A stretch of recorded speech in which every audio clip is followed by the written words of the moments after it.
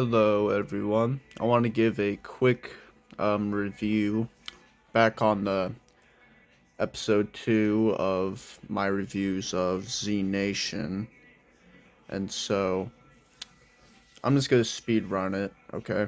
Season 2, 3, and 4. Haven't finished the show yet. There's 5 seasons. I'm on the 5th one. Have like 5 episodes left, maybe. And I just want to give a quick little rundown on each of them, of the few I mentioned. That is, season 2, it picks up right where season 1 left off. But, I'll say this, seasons 2, CGI, like quality, budget, it definitely kind of, like, goes down a little bit. Like, the story, like, there's nothing wrong with the story at all. Like, it picks up and continues where it left off. No problems with that. But you can definitely tell, like, in the second season, that the CGI is not like good that much. Like it's very noticeable, honestly, throughout some of the episodes of season 2. Probably like out of all the seasons, season 2 probably has like the worst looking like CGI that there is and shit. But no, it's still like pretty cool, especially once you get to see what happens after like the finale of season 1 and everything else that happens in season 2. One little perk prop I'll say that it starts getting to the idea, like spoilers, but it gets the idea of like showing off zombies that are like not the normal zombies. Like you think in season 1 it's just gonna be like normal zombies like the whole show, but it starts showing different ones, like some that are like radioactive, some that can run like really fucking fast. They call them like blasters, and there's even one that's kind of like a plant zombie, basically. It's covered all in these vines and shit, and not even Murphy could control them and shit. So like it really gets into the idea and world building of the show and everything. And then I'll say the main villain on season 2, Scorpio, very cool guy, honestly. Very cool dude. You see him quite a lot, honestly, throughout the show. Like first you think of him as like a minor, like one-off character, but then he just keeps on like coming back and back again and again. You realize that like, oh, this guy's part of like a bigger like chain and faction of a group out there that you'll probably see our heroes face off and shit. And you know, obviously I said before spoilers, but eventually they meet up and shit. They encounter one another. And you think everything's all good and shit. Until like until the last villain from the previous season, Dr. Kirk, he comes back. And it turns out he's actually working with them. Not really willingly, but he's like kind of like contract to working with them by his will. Because like to be honest, it's one man against like a whole Mexican faction called the Zeros that would absolutely fuck up Dr. Kirk. Like let's be real, he would get his ass beat if he refused. And the ending to that season was pretty good for the most part. You get to see a lot of like conflict that they set up like get paid off at the end. So really cool stuff right there. Or so. And then I'll get on to season 3. Season 3 has got to be my personal favorite season. Like it's probably got to be like peak Z Nation for me. I'll say that right there. Like the CGI, like it gets a little bit better, like not that much. Probably better than like season 1, like way better than season 2 for sure.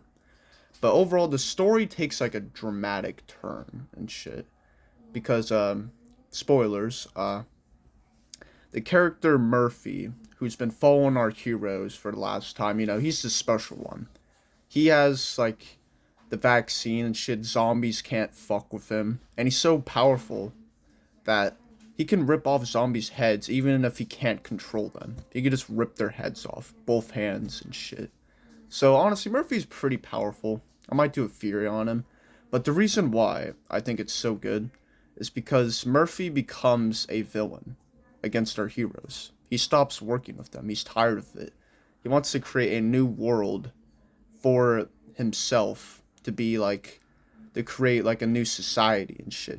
He's done trying to give his blood to be made as a vaccine. He kind of wants to control everything, the zombies, the people, and everything, and be like this god, pretty much. And so it's up to our main heroes to stop him and shit. But man, it's so good because like throughout the past two seasons, you can tell Murphy doesn't care about our heroes, like not at all. Like he doesn't even bond with them. Like he does a lot of questionable, despicable shit, and Murphy just doesn't give a fuck. Like zero fucks at all. And he was getting pushed around the whole time and shit. So it made him feel like he was less human and more like a thing, a zombie in this case. And so for Murphy to turn out to be a villain, like, it makes just so much sense. Like why he's just done following our heroes. Give him so much disrespect, and he gives them like so much that they don't even realize it. His protection with, the zombies and shit. Him being the chosen one, I guess. And so, like, Murphy goes on a whole fucking villain arc, starts a whole new faction, and without a doubt, after all the seasons I've seen, Murphy's gotta be the best villain. Like, honestly.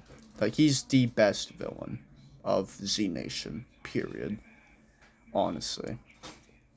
And it does also show off another antagonist that you kind of get a little bit of a, a flashback in the season 2, in the very beginning of the show, or season 3.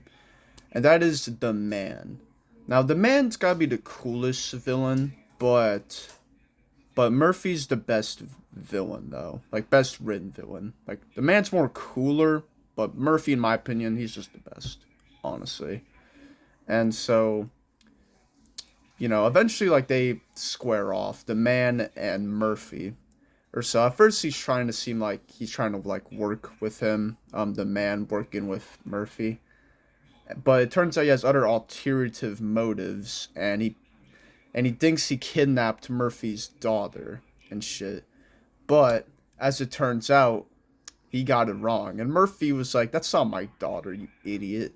And instantly, the fake Murphy's fake daughter comes out and attacks him, and Murphy kicks his ass off screen. Like literally.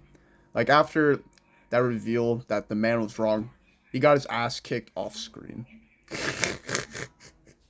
Like, bro, I really wish I could seen it.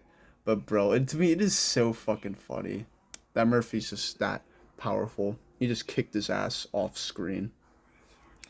And they actually had him chained down and shit. And honestly, if Murphy were to put him in a cage, he would have been screwed. But he just had him handcuffed on his throne. And so the Man does, like, something really crazy. And he just cuts off his own hand and gets away. Gets away by a sheer limb and shit. Like, barely. And so, eventually you see him again. And he's fucking with Doc and Abby. Almost kills Abby. Kidnaps Murphy's daughter for real this time. No fakes. And the season 3 ends with Murphy and our heroes, the cast, like putting their differences aside and saving Lucy, which is Murphy's daughter. And so they have like a really big final climactic confrontation at the end of the mountain. Or at the end of the mountain, my bad. And I'll say this, there's a lot of cool, like crazy shit that happens. Like you think a few characters like die and shit, but they come back. At least most of them. There's like a few that don't, which kind of disappoint me. I won't get into spoilers on that part. But one thing I will notice though, that Murphy's honestly a lot more powerful than the show like lets him on to be. Because like he gets into a little skirmish with the man, not off screen this time. Like it shows him like full on get into a skirmish with the man because he's pissed off because he actually like took his daughter and was friending him and shit to kill his daughter. So Murphy and him get into a little skirmish, and before like the man takes Murphy's daughter, it revealed that he got a new replacement hand, and it's like a robotic hand with like an exoskeleton around like some fake zombie whatever hand, and he in the previous episodes before it even had this conflict, like he kicked Abby's ass, honestly, like basically almost beat every inch of her life on God. And dude, you get to see Murphy full blown, like the first couple of like few seconds they're on screen, Murphy just fucking stops his punch, just upright. His robotic fist comes straight at Murphy, and Murphy just fucking stops it. Absolutely parries it. And dude, to me, that just kind of left it like me thinking, like, what if Murphy's actually like not only just immune, but he's crazy strong as well? Like, I'll get into a whole theory about that after I wrap up the show. And yeah, it was like season 3, best season without a doubt. Peak C Nation. That's all I'll get into for now. And then season 4. Okay, season 4 was it was good, but it wasn't, in my opinion, it wasn't really as good as season 3. It doesn't hold a candle to it or anything, but it was good. Definitely pretty solid. And so, if we get into spoilers territory, um, so the main character Warren goes under a coma after the climax of season 3. She goes into a coma for 2 years. 2 years.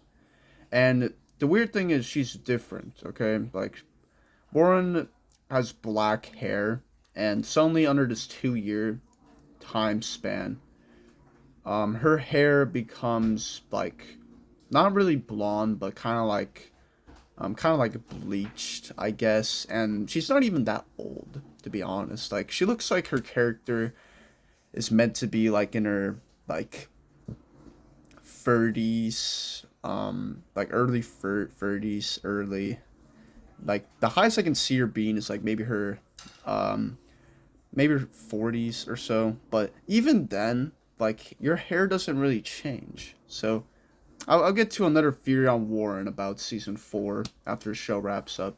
But anyways, Warren just starts acting like keeps seeing these weird visions of like this black rainbow and shit. And the whole time, that's kind of like the driving theme of that season, of season 4. And she figures out by the end of it that she's actually the cause of this. She's the one causing this black rainbow. And so it's up to her to try to stop it. And she fails. She tries like so desperately hard, but she fails, unfortunately. And after that, her failed attempt to save the world, it kicks off into season 5. And it picks up the pieces and the problems that she started at the end of season 4, pretty much. And I'm, like I said, like around the beginning, almost done with season 5. And once I am, I'll give my full review on it, the ending to it especially. And after I wrap up the show in my little bow tie, I'm gonna make a few theories on the show, because I feel like there's a lot of theory potential with this show that no one really likes to talk about or so really go over and analyze. So I'm gonna try to be the first person to do that, and when the time comes, you all will see. I got some pretty bonker ass theories about the show. So for now, that's my speed run review on Z Nation season 2, 3, and 4. Damn straight, bro. Y'all have a good morning, noon, afternoon, or evening. wherever time it is. Adios.